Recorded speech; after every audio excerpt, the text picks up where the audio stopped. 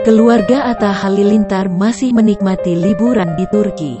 Mereka mengunjungi berbagai tempat wisata, salah satunya menikmati keseruan di wahana bermain. Arsya bersama dua adik Aurel Hermansyah main histeria yang tak terlalu tinggi untuk anak-anak. Namun saat selesai dan akan turun, Arsy terjatuh. Arsy Hermansyah terlihat menahan tangis. Aurel kasihan melihat sang adik. Ashanty yang khawatir melihat wajah dan badan Arsy memastikan tak ada yang luka. Beberapa orang lantas menenangkan Arsy. Ashanty mengatakan anaknya baik-baik saja saat petugas menyarankan untuk dibawa ke dokter yang ada di wahana bermain tersebut.